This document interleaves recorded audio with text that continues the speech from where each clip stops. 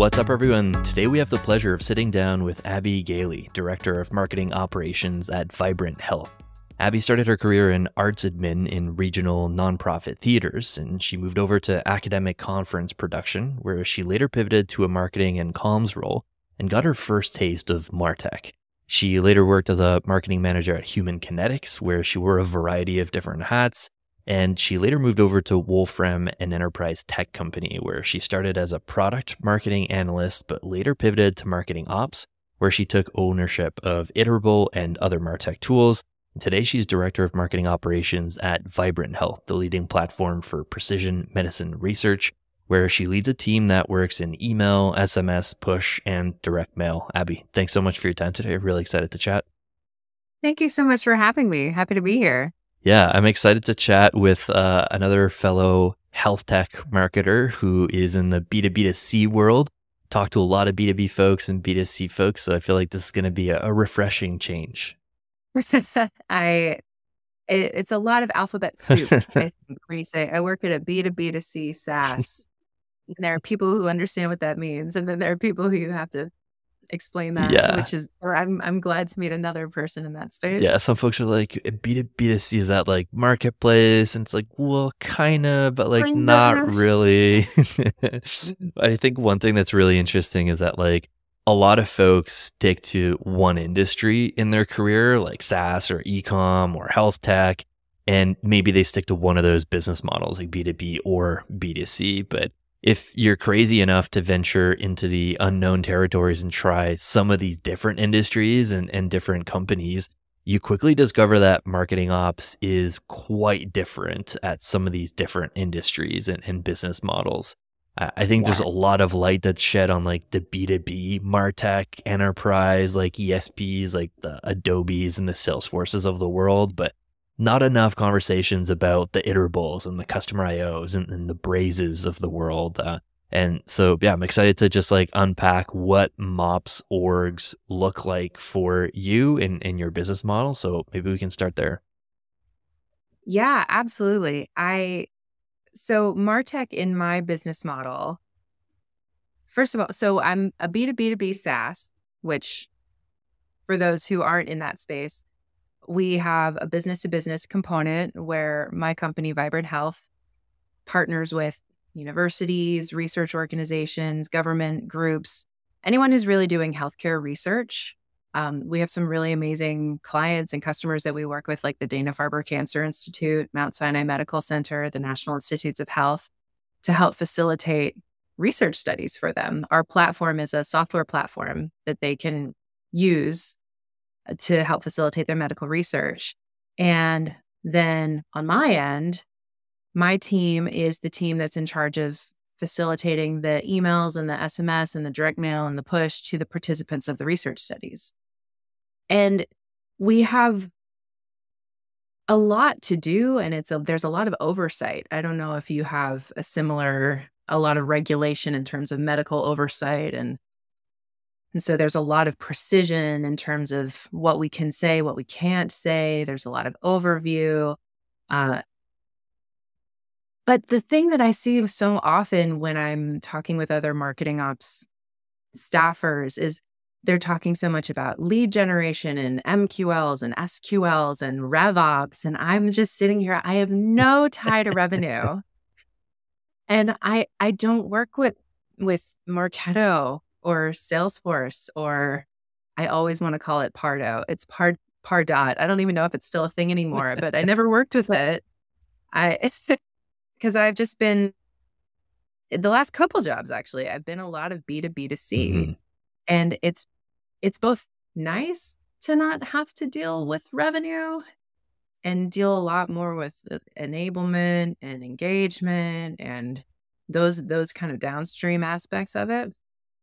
But sometimes it feels kind of like we're left out of the conversation, which is sad, because if you know me, I have much to say. Yeah. I think there's like pluses and minuses for sure of like, there's a lot of baggage that comes with revenue. Like you said, multi-touch attribution and like all the RevOps stuff, like MQLs. It is like I would love to live in a world where I don't have to worry about that, but at the end of the day, there is like something cool about revenue where it's like I get to show the impact of the stuff that I did and the bottom line Yeah. of the company. But like I think you guys are still impacting the users, and like instead of having to go through the trouble of figuring out how do I tie this email click event or this push notification click event to revenue, like you just like skip that step of having to tie it to revenue, and you say like my role is driving engagement, and we drove engagement. And in when what we are trying to accomplish is research, there's a lot that is riding on whether or not people fill out their HIPAA authorization, whether or Right. not people do log their steps. And so I would love to be more, even more so, helping with the researchers to say, like, how can we help facilitate this? How can we make this more engaging? Um, because then ultimately they're able to accomplish what they're doing, uh, which is also sometimes tied to government funding, which Mm. then makes kind of another layer of complication in terms of funding sources and how the company is structured. And so there's never a dull moment over here. On top of HIPAA and PI and all that stuff, there's a All bunch of of other those, government yeah. stuff too.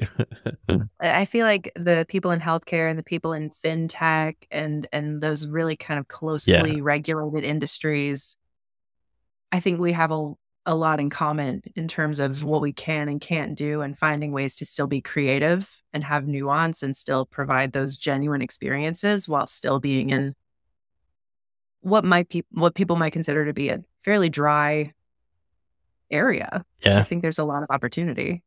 definitely. I think that, regardless of health tech or SaaS or e-com or even the business model, there's at least a few things that all marketing ops professionals have in common. And I'm curious to get your take here. But in my opinion, one of the best traits to have in marketing ops professionals or anyone who kind of like thinks about Martech, you're going to spend a lot of time living and engineering perspectives and tinkering and figuring things out. And one of these things that I think is a key skill is like curiosity. And if you don't like to solve or figure out how things work, I think MOPS might be a frustrating career path. Do you agree that curiosity is a key skill for Martech? And maybe chat about some of your favorite things to do to learn some of these new skills. Absolutely, to curiosity. Whenever someone mentions curiosity and tinkering around, I think about just someone saying, "What does this button do?" And then just pressing the button and then seeing what happens from it. And I feel like that's very much like my approach to how I learn technology, which may or may not be a good thing. But I do think being able to find joy in that problem solving and that creative thinking and trying to find new and interesting ways of solving problems, like finding a webinar that might be about a new feature in a tool that you use, or how to activate certain sets of people who to try to make them more engaged. I really continually learning and finding challenges, I think, is part of that. The thing that makes it interesting, and with MarTech, everything is changing all the time. Hmm. And you have to have some level of curiosity just to continue to learn all of the tools. Yeah. There's so many new tools all the time. Yeah. I As tried to plug ChatGPT into would new. say, in the constantly evolving world of MarTech. Whoa. I mean, it's not wrong. I mean, you've seen those infographics with the tens of thousands of logos, right? It's remarkable what is in the space and what people are using. It's always changing. So I absolutely think curiosity is a big part of what makes someone successful Yeah. in Yeah, this and in definitely. any field, really. Yeah, yeah, totally. I think that's fair. I think a lot of us who get our start in marketing operations, we're kind of self-taught. Like you talked about Mhm. this idea of like I like to learn tools by pressing the button and seeing what happens. And like I'm totally relate with that. Like I think there's this common theme with a lot of these like self-taught professionals. While we know of folks that are working on like online courses and teaching this stuff in school and universities, there is merit, I think, to like being self-taught. What do you think are the benefits of learning MOPS on the job and pressing buttons and seeing what happens? Like, what do you think could be taught in a course that would save you the pain of learning through trial and error? How interesting. On the job training, I think if nothing else is going to give you the practical skills. So for example, we use Iterable, love Iterable, use it all the time. And one of my most recent team members is fresh out of college and had never used Iterable. And so one of the parts of the job is just learning the tool.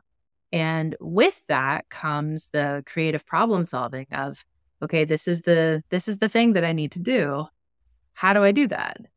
And so it is learning the tool, and it's also learning how to integrate systems, how data flows, how to surprise and delight an end user, what a problem might look like, So I think that there's a lot of kind of high level, I guess, business things, for lack of a better term, that can be taught in a classroom.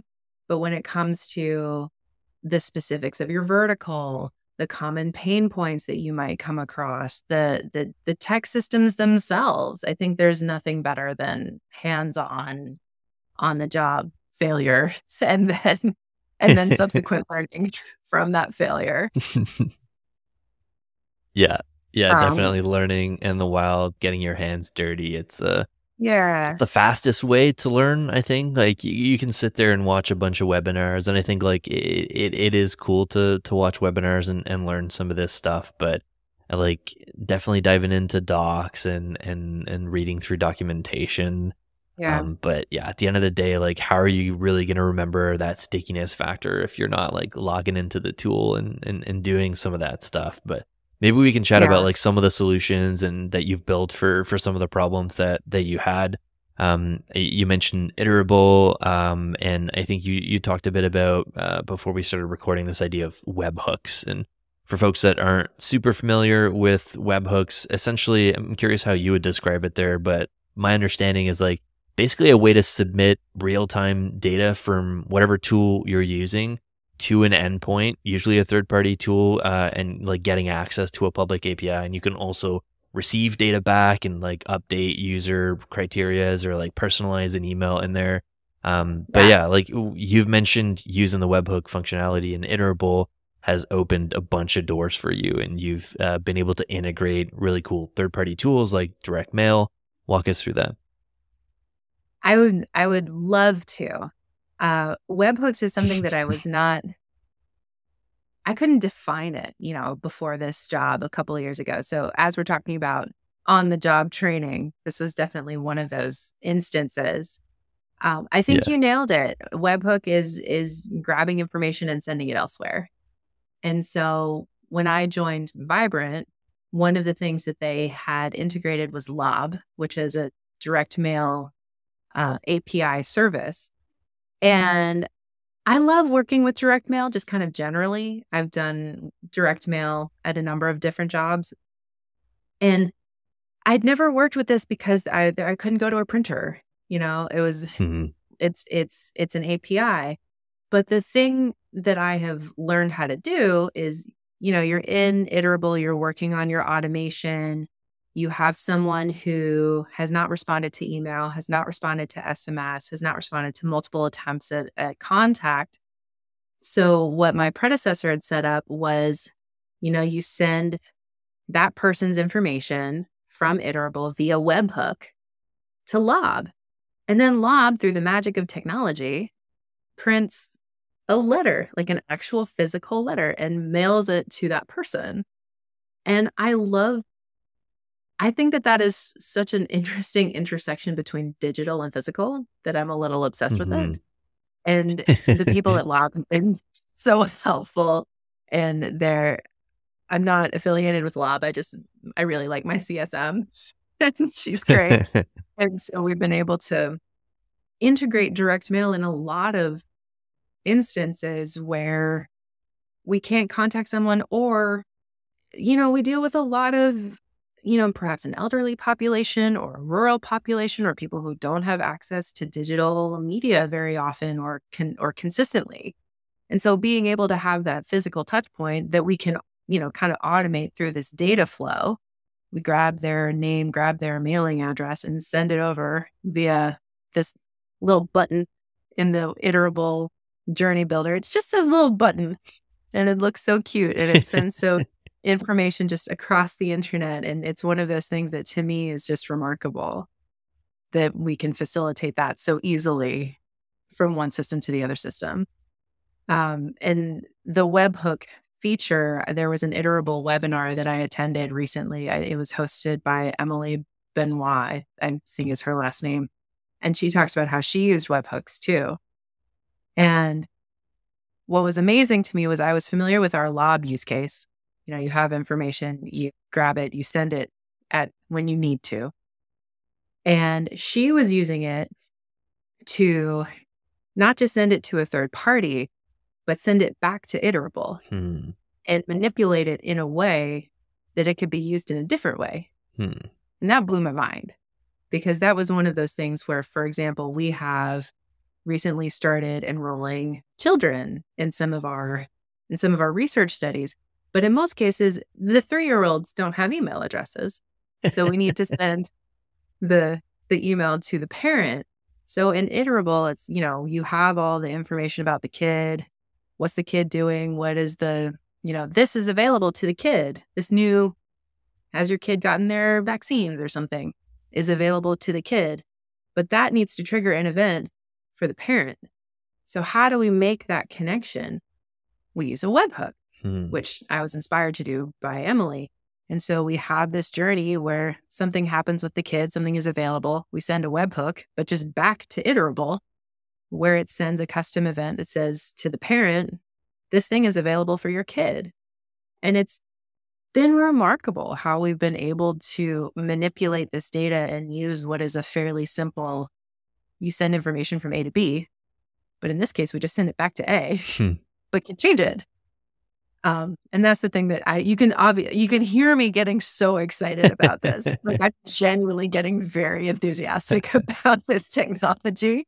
I just think it's so cool that we're able to just boop, boop. And I don't have a developer background is the other thing. I'm a fine arts major. So this is all stuff that I've, like you said, learned on the job, was curious about, tried to up-level my skills with a webinar from our friends at Iterable, and it's had some really amazing results. Nice. It's a super cool story. I think, like webhooks are underutilized because they may seem a bit scary for your average marketing automation user, but I like how you've described it. Like, it's just a way to send information to another tool, and in the way that you've built it, it's also getting information back and then doing other stuff with Iterable. I love your use case. I was thinking back to like my current company, we use Iterable. We don't make use of the webhook stuff too much yet. Like, a lot of our onboarding journeys for our users are very like custom and tailored for the client itself. So like we're struggling using catalogs to kind of like personalize stuff in one journey as opposed to like having a bunch of multiple journeys. And we've played around with this idea of having a webhook that would just trigger direct mail, like self mailers and different like postcards. But there was always this element of QA in the whole process that like just like it holds us back from doing it. And it's so easy for like, it's hard enough in Iterable to do QA and make sure that we're not like personalizing a wrong line in the address field, let alone like sending that over to a third party from a payload that comes in the webhook. Like, and we don't necessarily get to like QA all the payloads, let alone the information coming back. So I'm curious to ask you, like, what does the QA process look like for you guys? Like, how are you making sure that those custom events that are coming back, that you're like using that to chat with the parents, like the information in there is all okay. You're not like making any errors or anything like that because of the payload coming from the third party. Oh boy. um this is something that just came up yesterday, really, where I'm very lucky because I'm at a SaaS that we have some really amazing QA resources whose job it is to test the software. Okay. They're not email testers. They're not going to validate our content, but their job is to test the software. So when there's a new feature that comes out, for example, we had a new link style that came out and they were testing yesterday. And so they came to us and like, it's not working. The link isn't working. And they're about to submit a bug ticket to the software team. And they're about to escalate to say, like, we have to hold this release. The link isn't working. And so it's a good cue for us to be like, is it possible that we use the wrong merge parameter? Mm. Let's just check. Let's just do like a sanity check. And we had used the wrong merge parameter. And we were very lucky to have caught it in QA. I think that generally for us, we keep trying to make sure it works. We have an iterable instance for our lower environment. And so if you get the email, it's a good indicator that it's working. And we send it to ourselves. And if you don't get it, something's broken. And we have a checklist. We have lots of checklists. I'm a big fan of checklists. We have a lot of peer review that we do. You can't send anything out unless someone else has looked at it, validated it. And in that checklist, did you remove your QA filters? Are all of the lines connected in your journey builder? Because that's happened to us, I don't know if that's ever happened to you where you're looking at it and you're like, this email is not firing because the line is not connected. That is a thing that has happened. So we try our best within our team to go through our checklists, our pre-flight checklists, do as much as we can. And then when it comes to the webhooks, there are times where we'll have to bring in support either from the third party team or from iterable support, who's always like so great at finding that comma that I forgot in the payload. They're like, you missed a comma. I was like, oh, always with the commas. Yeah, I'm a big fan of using ChatGPT these days to just like sanity check, make sure that like when we play a bit with like SQL code or like when we're doing handlebar stuff to personalize some of the content in the emails, like instead of like thinking through it and like reading what can sometimes be like a massive like chunk of text, I just throw it in GPT like, hey, this is handlebar, like what's the output for this, like am I missing anything? So I'm like double doing QA in there just before I send it out. So I've actually GPT's caught a bunch of stuff before other folks ended up flagging it. That has never occurred to me. I love that idea. Yeah, definitely worth a test. But I love your checklist process. I'm sure it's saved the team multiple times. We do something similar where like you can't QA your own email. Someone else has to sign off on a spreadsheet somewhere saying that like, yes, they QA this before you can actually send it out. And it's worked well for us. Like we've sent a ton of emails and comms, and I work with an awesome senior campaigns manager on my team, and like all the emails we sent out last year, like there was 0 mistakes, or at least none that we heard of. Like sometimes for sure you don't find out about the mistakes if like no one complains. But yeah, I think that's no short feat, and I think a testament to QA. Absolutely. A good checklist is worth its weight in gold. It's little things like, is there alt text? Is that link working?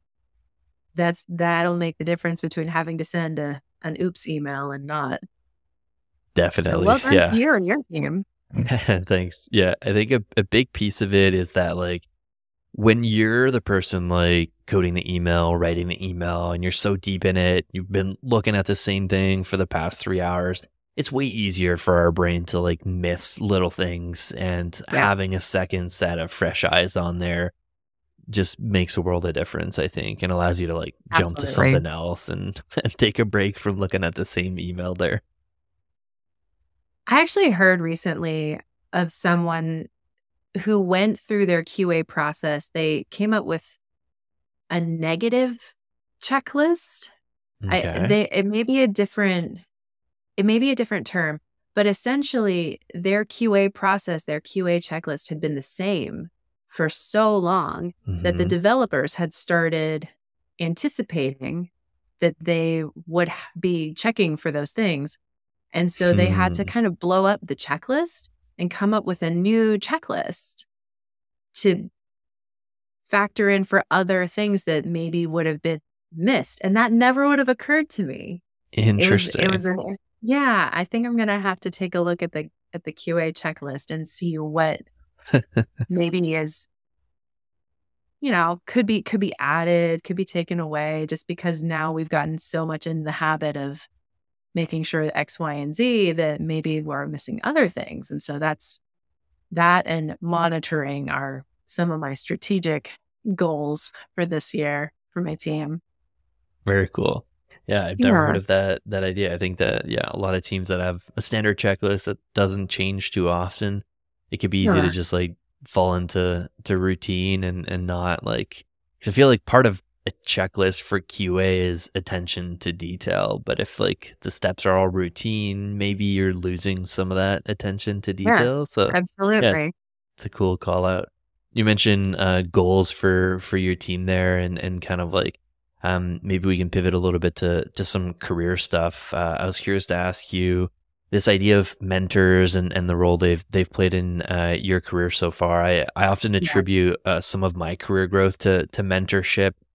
Some from like direct managers and coworkers, and also indirect learnings like content creators and specifically mentors though that I like reached out to. I thought I was a big fan of the work that they did. Sometimes it's like a freelancer that we hired that like kind of moved on, reached out, and I was like, hey, like, can we like keep in touch, bounce ideas?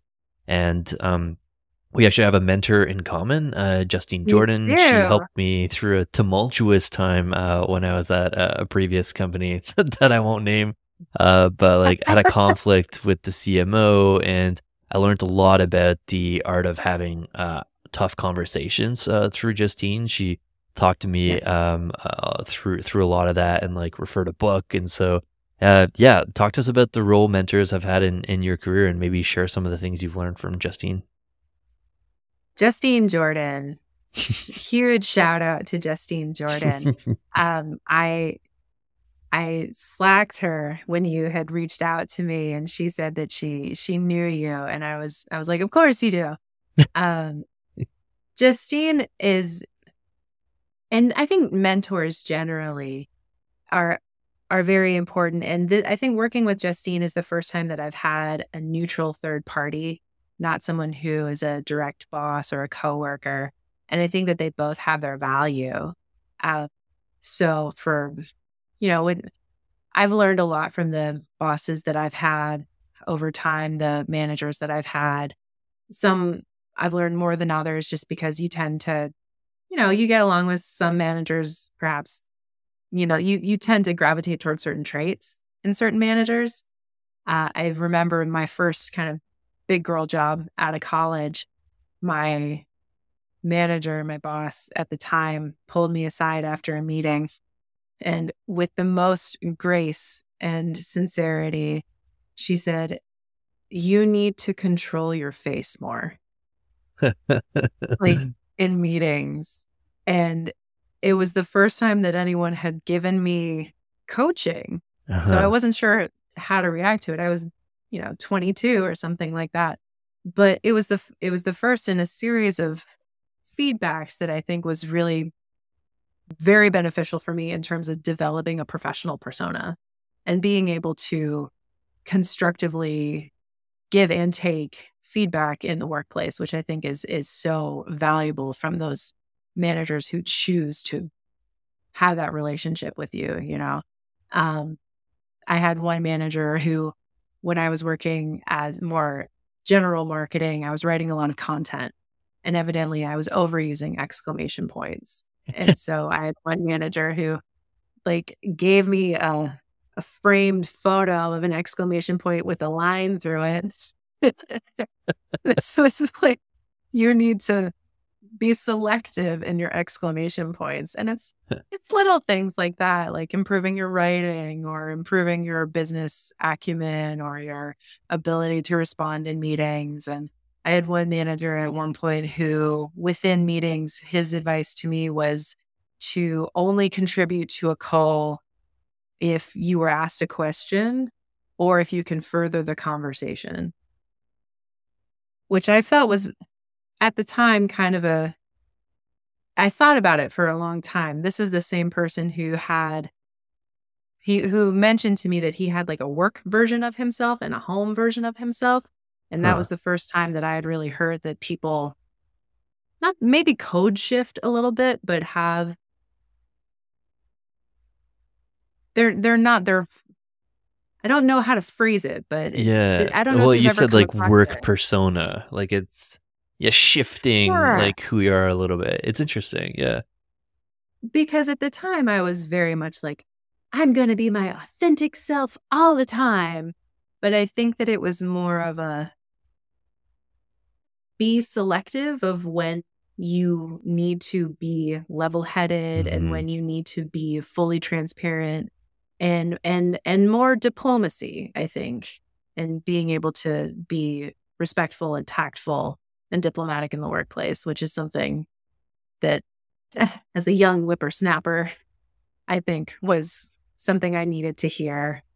And working with Justine, like I said, has been really wonderful because I don't work with her in my day job, but she is so knowledgeable, so well respected in the email specific community. And she's a woman in a leadership position in tech. And so there are lots of things that I can go to her and say, I'm experiencing this type of conflict. And, at a director level, I don't have a ton of peers who perhaps have the same challenges in the same space. And so being able to go to someone to say, how do I navigate this tumultuous time, to borrow a phrase, or how do I address change? How do I navigate these difficult conversations? Like you said, those are the hard things that now as a manager, I want to be able to provide feedback in the way that I've received feedback and provide a meaningful experience for the people who work with me. And so how do you have that conversation about the control your face? I think you say that to someone in a way that doesn't permanently damage them. She's it's nice to have those people in your life. Definitely. Yeah. Yeah, no. Thanks for sharing that. I'm curious to, if you had to give advice to listeners who are thinking, I would love to have a mentor like Justine to help me through some of these things. I just don't know where to get started. Do I reach out to them on LinkedIn? Do I try to make it official and ask them if they want to be my mentor? How do they kind of work out with you and Justine? Curious. Well, with Justine, it was just the most brilliant post I'd seen on Email Geek Slack. Nice. And it was, and I told her this was around the end of the year. And she had sent a post that was something to the tune of, if you have use it or lose it professional development money, which I did, for the calendar year, make sure that you are using that to make sure that you're learning. And so here are some amazing resources. You can buy a subscription to this. I forget what it was, but it was a subscription to a book or a podcast series there were a number of paid learning opportunities that she listed in this Slack post. And then she said, you can also purchase sessions with a professional mentor or a career coach, parentheses, full disclosure, I offer these services. And I'm reading this and I'm like, I have professional development money. These are usable tips that this woman is offering. But also, I would love to have a career coach. And it was just like the most precise, wonderful identification of a need, value proposition, so low key. And I was like, I need to work with this woman. That's because obviously I knew her from her work at Litmus and all those things. And she's just so giving of her time. And I was really lucky to find her. And I think that if someone were, mentorship is kind of hard as a concept, though, in terms of how one creates that relationship, sometimes artificially. Mm-hmm. You know, like I don't know if it is reaching out on LinkedIn to say, hey, I really respect the work that you're doing in this space. Do you have bandwidth to meet with me so that I can understand what you do? Or can I talk to you through I saw your post on LinkedIn. I saw your post on Email Geek Slack or MOPS professionals or MoPros, or I'm working on a similar project and I need help. Like, is it something that you have pursued where you have reached out to someone, like a cold call, to say, like, can I establish this relationship with you? That's something you've done? No, personally, well, not necessarily. Like I've always had like sort of a relationship with previous mentors, whether they were like a consultant that we hired. Like at a previous company, I was at a Marketo shop, and I had given my 2 weeks to the company, and my boss at the time was like freaking out because there was no one that like I hadn't like downloaded all of my Marketo stuff with the company, so they were like rushing to find a contractor to come in and help out. And I had selfishly taken the opportunity to reference people that I like held in high esteem and took the time to like introduce myself. And I got to sit down and walk them through like all the stuff that I built, and we kept in touch. And after I left the company, I was like, hey, like maybe you can use me as much as I can use you, as you're like now working with my previous company. Maybe you'll have a couple of extra questions there. And so it's always been kind of natural in a sense. But I had a short gig where I was teaching local post-grad university students this like digital marketing certificate. And I was teaching marketing automation, and I did it for like 3.5 years, and I've kept in touch with some of the students. And I've tried, like, my whole goal with it was like, how can I convince people to like be mind blown by Martech and automation? And when they graduate, instead of wanting to go in social media or in content, they want to like take a stab at email automation or Martech. And I was successful in some smaller cases, and I think it's cool because some of them went on to have cool jobs in agencies and different tech companies, and I'm still in touch with some of them. And so yeah, it's always been like a bit organic, so to speak. I've never tried like the cold outreach, and I'm trying to think like how I would react. And I don't know, like if I didn't have like current mentees and I had a bit more free time and I didn't have a podcast on the side, like maybe I'd be a bit more open to it. But yeah, I think the like being part of Slack channels, like I think like kind of segueing to that, you mentioned Email Geeks. I'm a big fan of that Slack channel also. Like not just for finding like new job opportunities, but like just getting a sense of what people are sharing. Like Justine is very like posting stuff pretty often in there, and personally learn from her on there too. But yeah, I don't know. I totally agree about Email Geeks, especially. I am not exaggerating when I say Email Geeks has changed my life. I am not hyperbolizing. Email Geeks has changed my life. It has. And for those of you who are not aware of Email Geeks, it is a Slack organization that is entirely made up of email professionals around the world. And there are similar organizations for marketing operations. There's MOPS professionals, there's MoPros, and there are lots of similar kind of Slack organizations. But Email Geeks especially is a place where you can ask questions about specific vendors. Iterable has a channel. There's a SMS channel. You can ask career questions either in person or anonymously. You can see what people are talking about, what people are struggling with.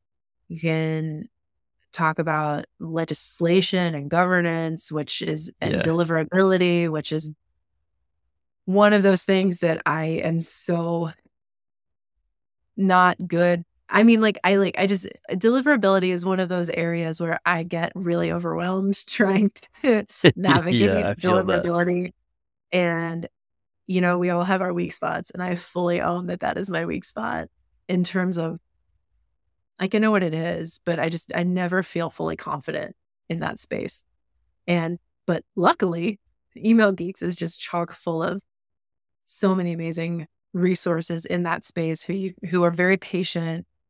And with many of them, I feel that they have taken on like a mentoring kind of role, even in terms of shout out to James Lamb, who on Email Geeks has been so much of an advocate for salary negotiations within the email space.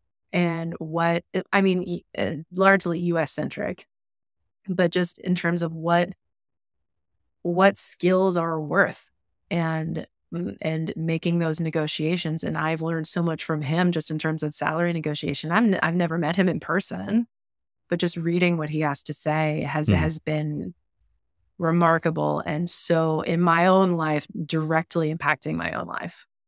So it's very cool. Yeah, I highly, highly recommend that those in the email space check out one of these organizations.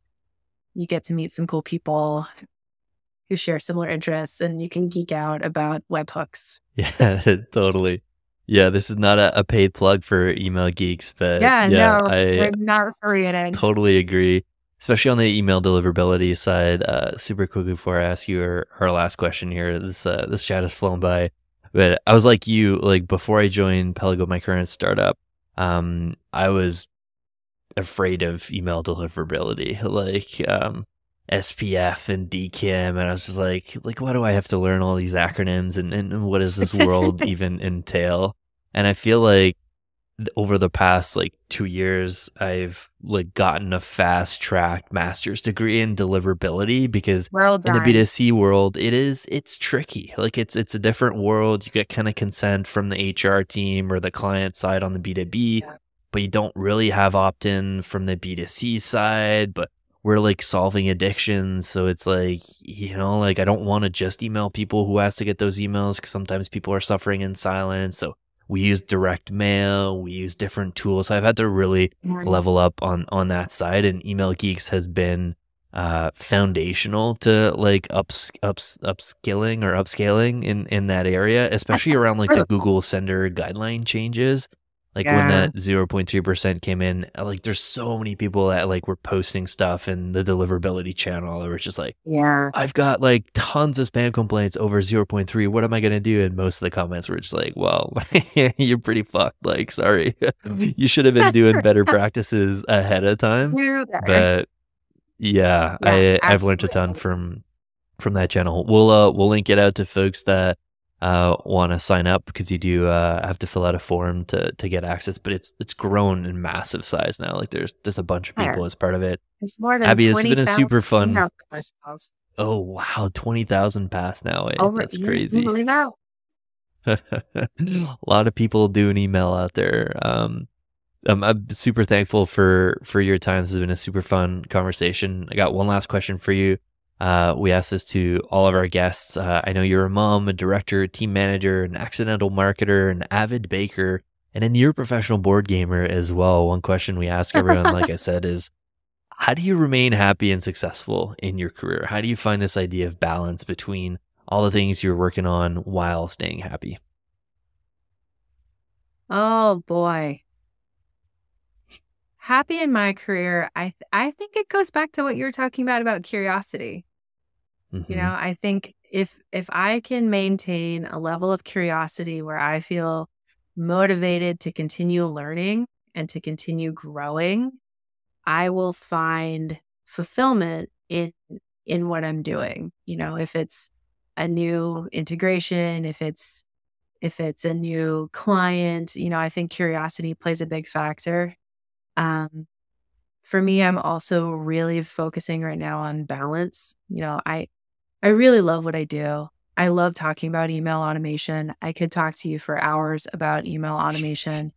But at 5 o'clock, I turn off my computer and I go and I'm very fortunate to be able to do that. And I recognize that. I have a great team. I have a great organization that really respects that after a certain time, they don't anticipate that you're going to reply to your Slack.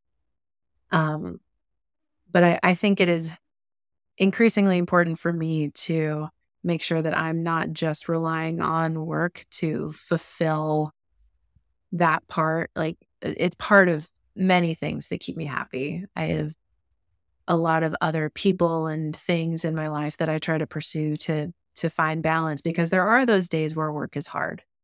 There are those days where it's challenging and nothing works and everything is broken and everything wants your attention and your Slack won't stop blowing up.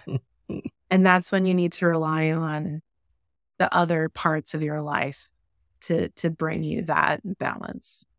So that for me right now, balance, curiosity, those are the things that I'm relying on a lot right now.